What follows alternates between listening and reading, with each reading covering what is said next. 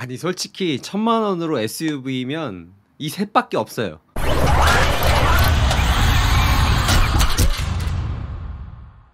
안녕하세요. 자동차 기자로 활동하고 있는 오토리뷰의 이창이라고 합니다. 오늘은 이 연장진 님이 제 영상을 보시고 나서 이제 1000만원으로 SUV를 사고 싶다. 물론 저는 말리긴 했습니다. 1000만원으로 SUV를 살려는데 어떤 걸 사면 좋을지 영상으로 한번 만들어 줬으면 좋겠다 라고 해서 영상을 만들긴 하겠지만 막 그렇게까지 추천드리진 않습니다. 일단 기본적으로 SUV가 세단보다는 더 비싸고 그렇기 때문에 SUV를 1000만원으로 딱 맞추려면 세단으로 치면은 거의 700만원에 맞출 정도로 안 좋은 차량을 살 수밖에 없어요. 그래도 1000만원이라는 예산을 가지고 SUV를 살려면 이 세 차량 중에서 고르신다면 그래도 충분히 만족을 하시면서 타실 수 있을 거라 생각을 하기 때문에 이렇게 추천을 드립니다. 일단 가장 먼저 조건부터 말씀을 드리도록 할게요. 제가 이 차량을 골랐던 조건 첫 번째는 일단 무사고는 안 됩니다. 무사고를 고를 수가 없어요. 사고가 어쨌든 몇 번은 있어야지만 그 정도 가격이 나오고, 물론 제가 말씀드린 사고가 뭐 뼈다구가 손상이 되거나 그런 건 아니지만 그래도 어느 정도 판금 교환 정도는 있다는 점은 염두를 해주시고, 너무 큰 사고만 아니라면 오히려 사고가 있는 게 좀 더 저렴하게 중고차를 살 수 있는 방법이니까 사고가 있는 차량을 구매하실 수밖에 없다는 점을 명심을 해주시고, 그 다음 조건으로는 르쌍쉐입니다. 현대기아 차량은 1000만원으로 SUV를 살 수 없어요.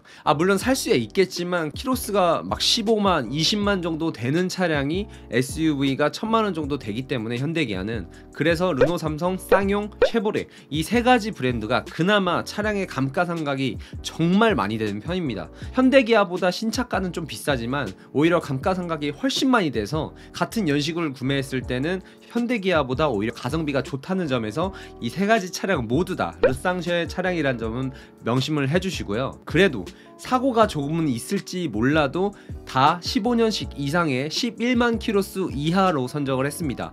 야, 키로수가 11만 이하면 너무 많은 거 아니야? 이렇게 생각을 하시는데, 자동차 딜러들, 저는 자동차 기자지만 그래도 자동차 딜러분들을 취재하고 자동차 관련 업계에 종사하시는 분들을 막 취재를 하다 보면 가장 중고차를 싸게 살 수 있는 키로수가 10만에서 11만 키로수가 가장 저렴하게 살 수 있습니다. 그 이유 중 가장 큰 이유는 대부분의 메이커들이 10만을 기점으로 보증이 끝나요. 그래서 10만 키로수가 넘어가 버리면 중고차 가격이 기하급수적으로 떨어지기 때문에 딱 떨어질 때 사시는 게 가장 좋아요. 야, 10만 킬로 쓰면 위험한 거 아니냐라고 물어보시는 분들도 있는데, 위험할 수도 있고 아닐 수도 있어요. 그러니까 하이 리스크 하이 리턴인 개념인 거죠. 하지만 10만 킬로미터나 11만 킬로미터는 그나마 어느 정도 보증이 끝나기 전에 다 대부분 그 보증을 이용을 하려고 점검을 다 하세요. 그래서 10만에서 11만 킬로는 중고차 감가는 감가대로 쳐맞을 뿐더러 거기다가 보증은 어느 정도 다 돼 있는 상태에서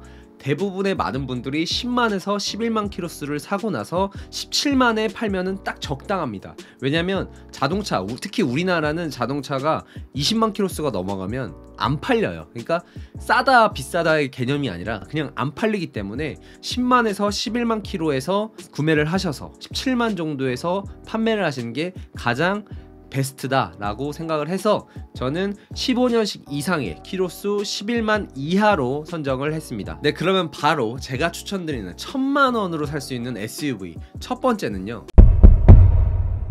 바로 쉐보레 트랙스입니다. 와, 이 쉐보레 분들 너무 좋으시죠? 저도 참 좋습니다. 쉐보레가 진짜 신차로 사는 건 개호구, 그래도 중고차로 사는 거는 가성비가 따로 차가 없습니다. 일단 쉐보레 자체 차량이 뭐 안전성이나 고속 안정성, 그런 주행 질감에 있어서는 뭐 이미 예전부터 검증을 해왔던 브랜드이기 때문에 뭐 믿어 의심치 않고 주행 질감 뭐 그런 부분에 대해서는 그냥 구매를 하셔도 좋을 거라고 생각을 하고요. 제가 소개해드린 이 쉐보레 트랙스는 트레일블레이저의 약간 다운그레이드 버전이라고 생각을 하시면 돼요. 물론 지금 트레일블레이저 차 좋아요. 이쁘기도 하고 그거 사면 좋겠지만 일단 나온 지가 얼마 안 돼서 중고차도 없을 뿐더러 너무 비쌉니다. 그렇기 때문에 다운그레이드라고 할 수 있는 쉐보레 트랙스도 충분히 괜찮은 차기 때문에 구매를 하시는 걸 추천을 드리고요.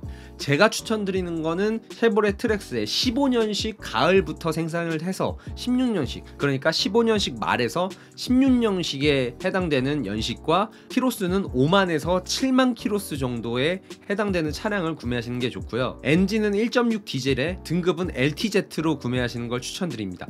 딱 이렇게 구매를 하시면 정확히 1000만원으로 구매를 하실 수가 있어요. 1000만원에서 뭐 1090만원 이 사이에 가격 범위가 정해져 있기 때문에 이 차량을 구매하시는 거 좋고요. LTZ 같은 등급은 하위 트림이 아니에요. 상위 트림이 위치하기 때문에 어느 정도 옵션은 다 들어간다는 점에서 매우 추천을 드립니다. 일단 제가 15년식 가을 생산이라고 말씀을 드렸잖아요. 그런 가장 큰 이유는 변속기가 바뀌게 돼요. 그 전에는 젠2, 그러니까 되게 유명한 보령 미션, 그 악명이 자자한 보령 미션이 젠2가 들어갔는데 15년식 가을부터는 젠3가 들어가요. 물론 젠3도 보령 미션이긴 하지만 젠2에 비해서는 그 내구성에서 뚜렷하게 좋아졌다고 보시면 되니까 이왕이면 사실 거 젠3 미션이 들어간 15년식 끝자락 가을부터 아니면 겨울 그 정도 생산량부터 구매를 하시면 됩니다. 이렇게 LTZ 등급으로 사시게 되면은 당시 가격이 2,466만원이었어요. 그런데 6년이 지나서 1000만원이 됐다? 이렇게 따지면 차량 감가가 정말 어마무시하게 된 겁니다. 거기다가 출력 같은 경우도 135마력의 준수한 출력을 나타내주고 있고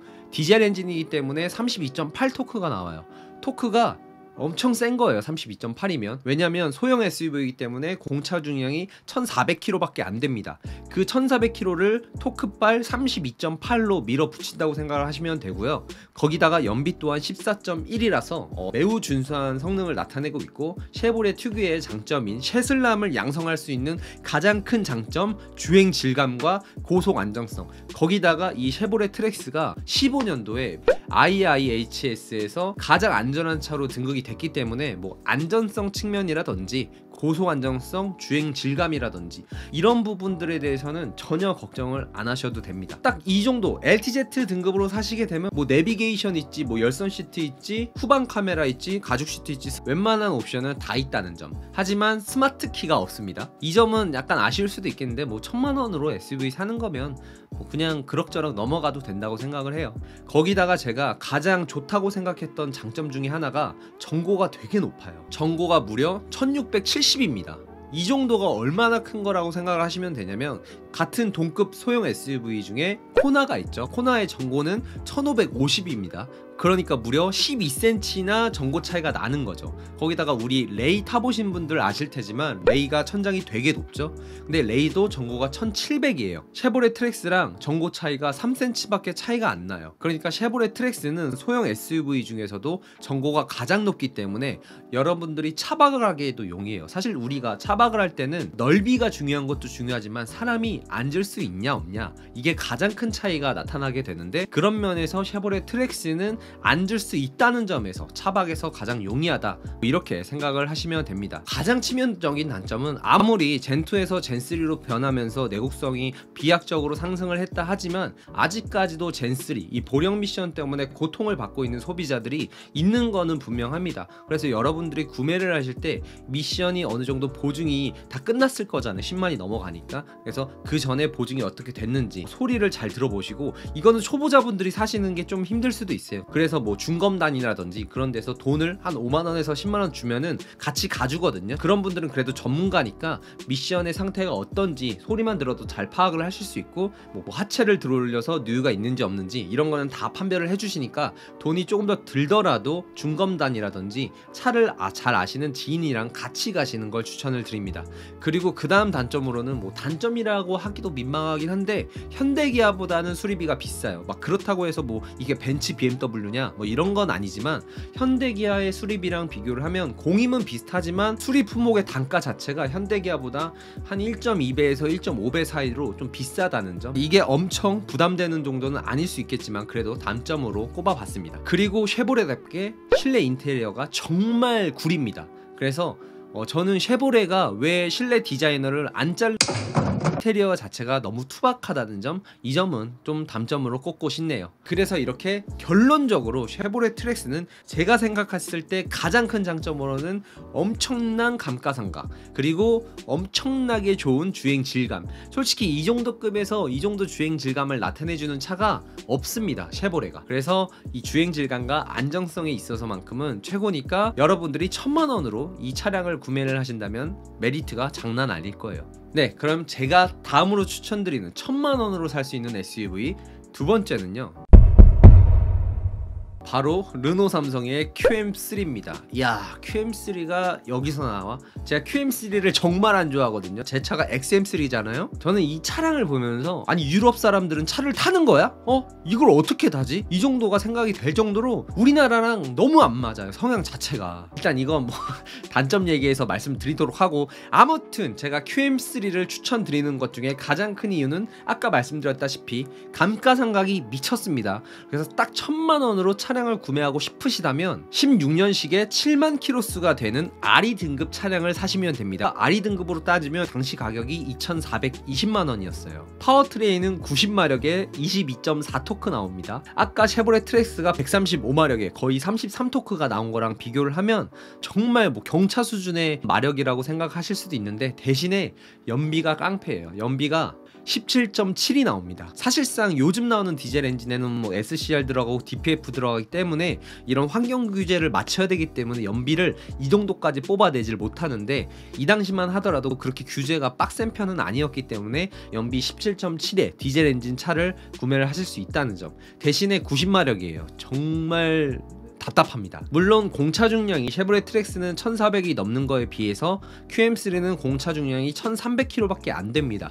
그렇다 하더라도 마력과 토크가 너무 낮기 때문에 출력적인 면에서 많이 답답하긴 해요. 스마트키, 내비, 뭐 열선 시트 다 들어갑니다. 그래서 웬만한 옵션은 다 들어가 있지만 아까 말씀드렸다시피 출력이 좀 많이 부족하다. 근데 이렇게 출력이 낮은 것도 또 이해가 돼요. 왜냐면 얘네가 그 변속기 세팅을 어떻게 해놨냐면 고단 기어를 많이 쓰도록 유도를 해요. 근데 이렇게 하는 이유도 분명하긴 합니다. 이 차의 컨셉은 어디까지나 연비가 좋아야 되기 때문에, 연비가 좋으려면 일단은 그 RPM보다 고단 기어를 쓰면 돼요. 그래서 이 차량을 딱 타보시면 로직 자체가 RPM을 적게 써도 막 5단 가있고 6단 가있고 그래요. 그렇기 때문에 어쩔 수 없이 연비는 좋지만 출력적인 부분에서 매우 부족하다는 점은 단점으로 꼽고 싶습니다. 그 다음 단점으로는 잡소리가 너무 많이 나요. 이거는 르노 삼성의 종특입니다. 제 차도 나는데 QM3는 더 나요. 거기다가 이 플라스틱 아다리가 잘 안 맞아가지고 단차가 좀 있어요. 그래서 플라스틱끼리 부딪히면서 나는 소리, 드드드 막 이 소리가 차 안에서 굉장히 많이 나요. 근데 이것도 물론 뽑기 운이 좀 있죠. 그 다음에 제가 아까도 말씀드렸지만 유럽 사람들은 도대체 무슨 생각을 하고 차를 타는지 잘 모르겠어요. 아니 차에 에스프레소가 왜 있냐고. 컵홀더가 있는 게 아니라 에스프레소 있고 거기다가 시트 접히는 게 우리 이거 펌프식이 아니라 다이얼입니다. 물론 유럽 차 같은 경우는 안전 규정 뭐 이런 법규가 있대요. 그래서 다이얼이 이게 한 번에 꺾이지 못하잖아요. 그렇기 때문에 이게 사람이 확 꺾이거나 확 젖혀졌을 때 이걸 좀 방지해주는 면은 있긴 합니다만, 그래도 우리나라처럼 이렇게 레버식으로 하는 게 좋지 않을까. 그래서 이 차는 유럽에 맞는 차지 결코 우리나라에 맞는 실내 인테리어 뭐 편의성은 전혀 아니다. 내비도 안 좋아요. 아무튼 이 차의 가장 큰 장점은 제가 생각했을 때는 디자인. 정말 르노 삼성이 진짜 잘 만들긴 하는 것 같아요. 물론 쉐보레 트랙스도 디자인적으로 완성이 됐지만 제 입장에서는 좀 더 QM3가 귀엽고 아기자기한 면이 있어서 디자인은 더 좋다고 생각을 하고요. 거기다가 연비가 17.7이기 때문에 이거는 뭐 기름 냄새만 맡아도 앞으로 가는 수준입니다. 대신 출력이 좀 안 좋다. 그래서 나는 그렇게 운전을 할 때 출력 뭐 낮아도 상관없어, 난 경차 타고 다니는데, 이러신 분들이 QM3 사시면 만족 많이 하실 거예요. 그럼 바로 다음으로 제가 1000만원으로 살 수 있는 SUV 추천 차량 세 번째는요, 바로 쌍용 티볼리입니다. 이게 왜 안 나왔나 싶죠. 쌍용 티볼리가 2015년에 나왔을 때 소형 SUV 중에 1등이었어요. 가장 많이 팔렸고 실제로 여성분들이 가장 많이 사는 차 중에 하나죠. 제가 저번 영상에 여성들이 무조건 사야 되는 차에서 이 티볼리를 소개해드린 적이 있는데 1000만원으로 쌍용 티볼리를 살 수가 있어요. 1000만원으로 구매를 하시려고 하시면 15년식에 7만 킬로수 LX 등급의 쌍용 티볼리를 구매를 하실 수가 있습니다. 물론 디젤 2륜이고요. 이렇게 구매를 하시면 LX 등급 자체도 하위 트림이 아니기 때문에 웬만한 옵션은 다 있습니다. 이 당시 가격 자체가 2315만원이었어요 115마력에 30.6 토크가 나옵니다. 아까 QM7랑 비교해서는 정말 마력 상승이 엄청난 거고, 대신 연비가 좀 안 좋아요. 연비가 14.7이라서 쉐보레 트랙스랑 비슷한 수준의 그런 연비라고 생각을 하시면 됩니다. 거기다가 공차 중량도 쉐보레 트랙스랑 비슷하기 때문에 쉐보레 트랙스랑 주행 질감이 비슷하겠다 라고 생각을 하시면 오산입니다. 티볼리가 좀 더 안 좋아요. 그러니까 이게 문제가 뭐냐면, 물론 저는 좋아요. 쌍용 티볼리가 변속기를 비트라에서 아이신 변속기로 바꾸면서 내구성에 초점을 둔 건 이해를 하겠으나, 이게 2015년식을 구매를 할 수밖에 없단 말이에요. 가격적인 메리트 때문에. 근데 2015년의 티볼리는 이 로직 자체가 변속기랑 엔진이 잘 안 맞는 느낌이 났어요. 그래서 변속기 자체가 안 좋은 건 아니나 로직이 안 좋아서 여러분이 주행을 하실 때는 변속 충격이 느껴질 겁니다. 15년식이 특히 그러고요. 지금 나오는 티볼리는 로직이 바뀌어서 그런 부분이 많이 완화가 됐는데, 실제로 15년식의 티볼리를 타시면 변속 충격 때문에 좀 별론데? 라고 생각을 하실 수도 있고, 그거 말고도 주행 질감, 고속 안정성, 코너링 이런 모든 부분에서 쉐보레 트랙스랑 출력, 마력, 토크 별로 차이가 나지 않지만 쉐보레 트랙스가 좀 더 우위에 있다, 이렇게 생각을 하시면 됩니다. 그래도 쉐보레 트랙스보다 장점이라고 한다면 같은 가격이긴 하지만 스마트 키가 기본으로 들어가 있기 때문에, 심지어 통풍 시트까지 들어가 있어요. 거기다 내비게이션 기본이니까 옵션에 있어서만큼은 티볼리가 쉐보레 트랙스 보다는 더 많이 들어갔고요. 쉐보레 트랙스보다는 실내 인테리어가 그래도 깔끔하다, 이렇게 생각을 합니다. 그러니까 그냥 옵션을 좀 중시를 하신다고 하시면 쌍용 티볼리 괜찮은 선택인 것 같아요. 다른 차량 같은 경우는 헤드램프가 풀옵션이 아니기 때문에 HID가 안 들어가는데, 쌍용 같은 경우는 HID 헤드램프가 들어가고 거기다가 오토 에어컨까지 다 들어가니까 옵션에 있어서만큼은 쌍용 티볼리가 가장 많이 들어갔다, 이렇게 생각을 하시는데, 내가 주행 질감이 더 중요해 라고 하시는 분들은 그렇게 추천을 드리지는 않습니다. 네, 이렇게 제가 1000만원으로 살 수 있는 SUV 총 3가지를 설명을 드렸는데, 각각 차량마다 장단점이 다 다르죠. 그러니까 여러분들이 제가 설명드렸던 이 영상을 보시고 나서 나한테 좀 더 맞는 건 어떤지 생각을 하시고 구매를 하시면 될 것 같습니다. 근데 좀 아쉬워하는 분들이 있을 수도 있어요. 야, 1000만원으로 그러면 현대기아 SUV는 못 사? 아닙니다. 살 수는 있는데 키로수가 너무 높아져요. 그리고 연식 자체도 15년식 이상으로 살 수가 없어요. 예를 들어서 기아 스포티지나 현대 투싼 같은 경우는 14년식에 못해도 11만, 12만 키로수가 넘어가는 걸 사야 1000만원으로 살 수가 있는데, 이 차량 같은 경우는 그 당시 가격이 2400만원 밖에 안 됨에도 불구하고 차량 단가가 워낙 현대기아이기 때문에 안 되다 보니까 1000만원으로 맞추기가 힘듭니다. 그래서 현대기아의 SUV를 구매를 하실 거면 1500만원 가지고 저한테 오세요. 그러면 제가 추천을 드리겠습니다. 네, 그럼 이렇게 오늘은 1000만원으로 살 수 있는 SUV를 추천을 드려봤고요. 다음에는 1500만원으로 살 수 있는 SUV라든지 여러분들이 댓글로 금액대를 선정을 해주시면 제가 소개를 해드리도록 하겠습니다. 이만 영상을 마치도록 하겠고, 영상이 도움이 되셨으면 구독과 좋아요, 알람 설정까지 부탁드립니다. 감사합니다.